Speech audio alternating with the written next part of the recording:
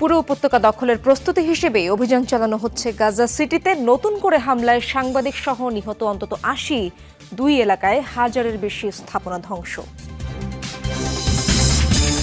ইয়েমেনে ব্যাপক অভিযান ইসরায়েলের, অন্তত ৯২ জন হতাহত। চড়া মাশুল দিতে হবে হুমকি নেতানিয়াহুর। পাল্টা জবাব দেওয়ার হুঁশিয়ারি হুতির।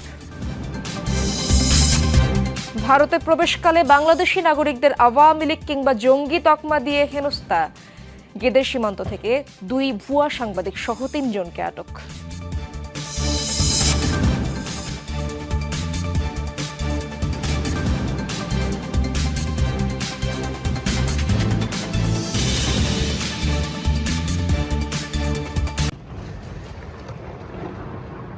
একের পর এক মিসাইল হামলায় জ্বলছে গাজার বিভিন্ন এলাকা।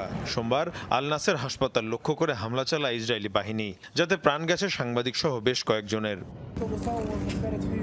হামলায় নিহত সাংবাদিকদের মধ্যে হুসাম আল মাসরি এবং হাতেম খালেদ নামে ২ জন রয়েছেন, যারা বার্তা সংস্থা রয়টার্সের হয়ে কাজ করতেন। এর আগে রাতভর গাজা সিটির জয়তুন এবং সাবরা এলাকায় তাণ্ডব চালায় স্থলবাহিনী। আইডিএফের অভিযানে গাজা সিটির জয়তুন ও সাবরা এলাকায় ধ্বংস হয়ে গেছে হাজারেরও বেশি ভবন এবং স্থাপনা। বাড়ানো হচ্ছে সেনা সংখ্যাও। বিবিসি সহ আন্তর্জাতিক বিভিন্ন গণমাধ্যম বলছে, পরিকল্পিতভাবে গাজা দখলের প্রস্তুতি হিসাবেই অভিযান চালানো হচ্ছে গাজা সিটিতে। আমার পাশের তাঁবুতে পুরো পরিবারের সদস্যরা ঘুমিয়েছিল। ওদের ওপর একটি মিসাইল বিস্ফোরিত হয়, যাতে ওই পরিবারের সব সদস্য মারা যায়। এই পরিবারটিতে ৪ জন নিহত হয়েছে আর আহত হয়েছে ১২ জন। এদিকে গাজা সংলগ্ন সীমান্ত এলাকাগুলোয় আরও সেনা বৃদ্ধি করেছে ইসরায়েল। মোতায়েন করা হয়েছে ট্যাঙ্ক এবং সাজোয়াজান। জাতিসংঘ জানিয়েছে, আগামী সেপ্টেম্বরের মাঝে ব্যাপক আকারে দুর্ভিক্ষ ছড়িয়ে পড়বে গাজার দক্ষিণাঞ্চলের এলাকাগুলোয়। ইসরায়েলি বর্বরতায় উপত্যকায় এ পর্যন্ত প্রাণ হারিয়েছে ৬২,৬০০-র বেশি মানুষ।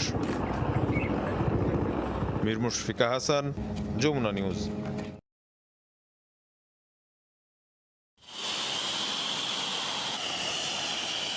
ইসরায়েলে হুতিদের ক্লাস্টার বোমা ব্যবহারের খবরের দুদিনের মাথায় হামলায় কেঁপে উঠল ইয়েমেনের রাজধানী সানা। ১০টিরও বেশি যুদ্ধবিমান নিয়ে প্রায় ২০০০ কিলোমিটার পাড়ি দিয়ে চালানো হয় অভিযান।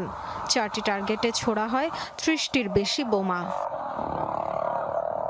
হামলার জবাবে পাল্টা হামলা হবেই, এমন হুঁশিয়ারি দিয়েছেন ইসরায়েলের প্রধানমন্ত্রী বেনিয়ামিন নেতানিয়াহু।